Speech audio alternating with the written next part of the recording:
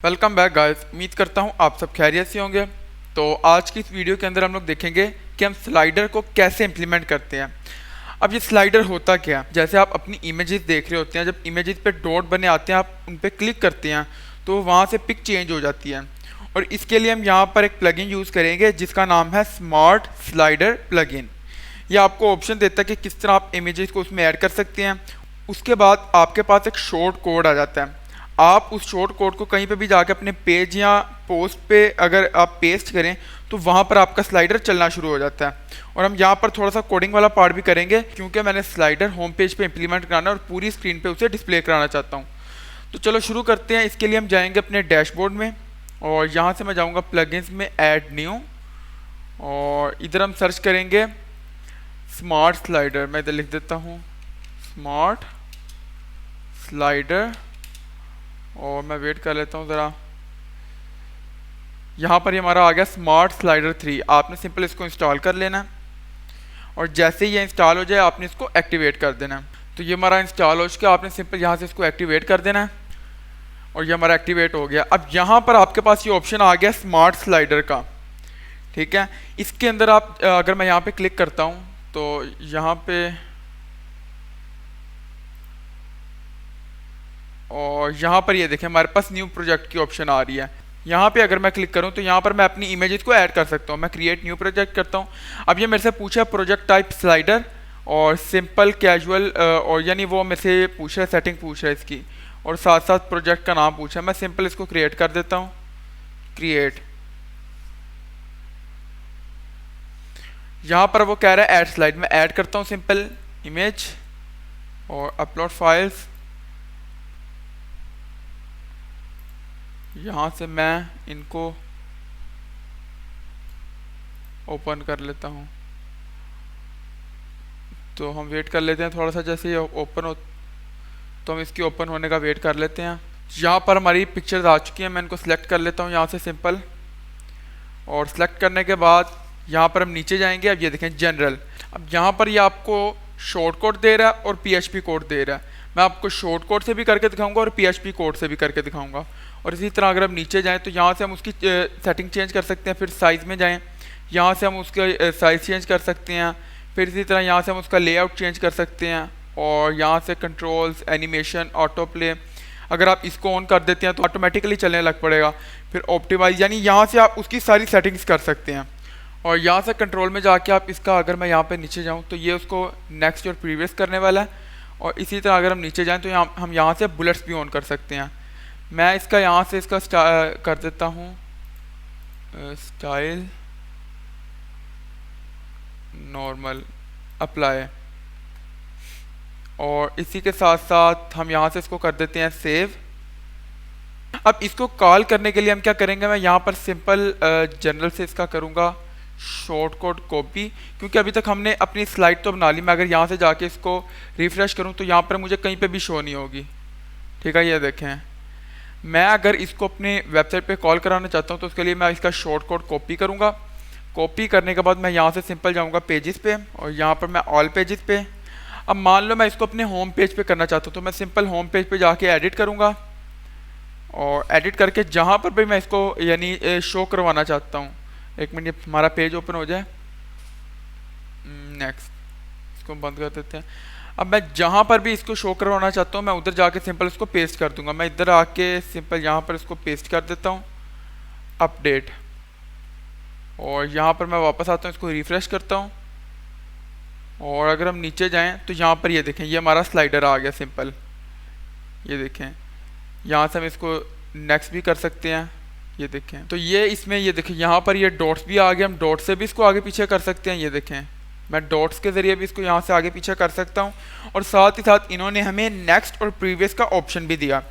तो ये हमने क्या किया, हमने एडिटर में जाके उसको पेस्ट किया। लेकिन मुझे क्या चाहिए, मुझे ये स्लाइड पूरे के पूरे 100% डिस्प्ले में चाहिए, मतलब कि यहाँ पर मुझे ये पूरी की पूरी स्क्रीन पर चाहिए। तो इसके लिए हमें कोडिंग वाले पार्ट में जाना पड़ेगा और उसको इम्प्लीमेंट करना पड़ेगा।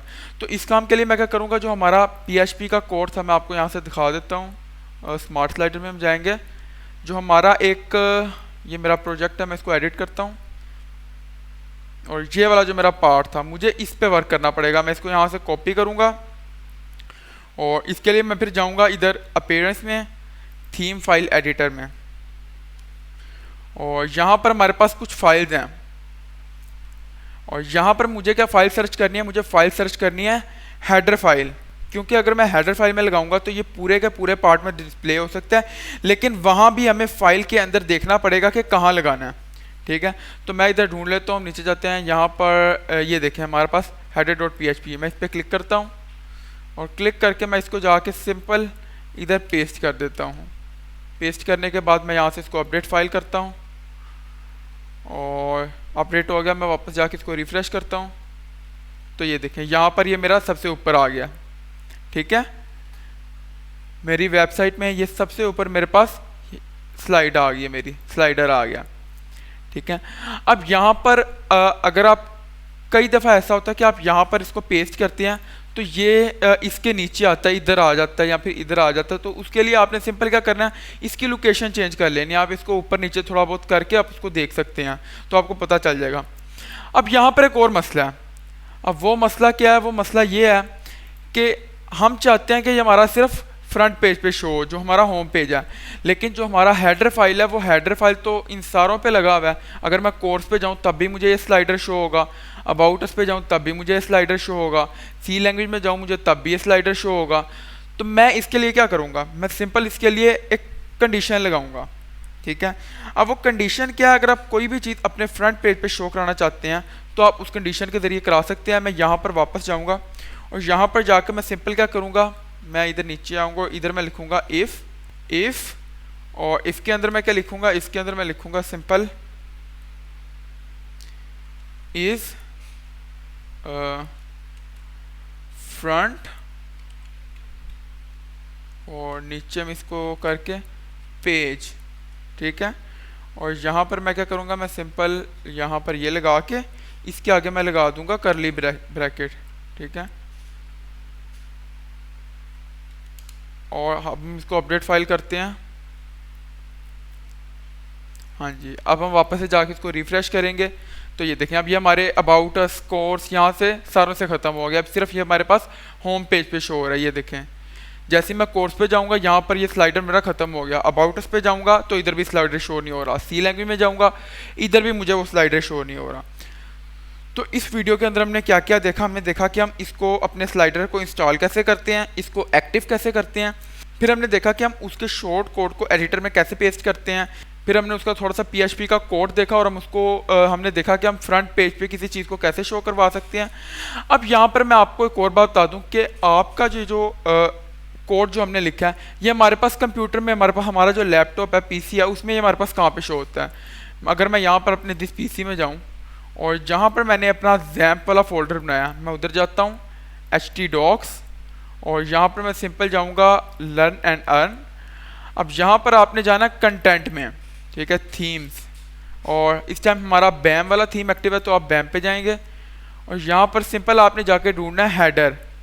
ठीक है, अब इसको आप किसी भी जो आपका कोडिंग वाली फाइल है आप उसमें ओपन कर सकते हैं। तो मैं इसको ओपन कर लेता हूँ, हम इसको ओपन कर लेते हैं।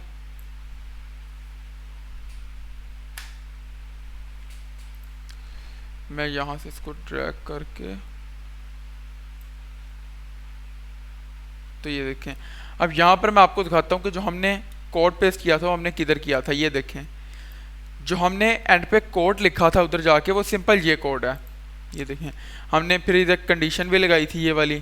ठीक है, यानी आपको अगर आप यहाँ से कोई चेंजेस करते हैं तो आपको पता होना चाहिए कि वो चेंज ऑटोमेटिकली आपके यहाँ पे भी हो जाएगी, यानी जो आप डैशबोर्ड से भी कर सकते हैं और आप वहाँ से भी जाके कर सकते हैं।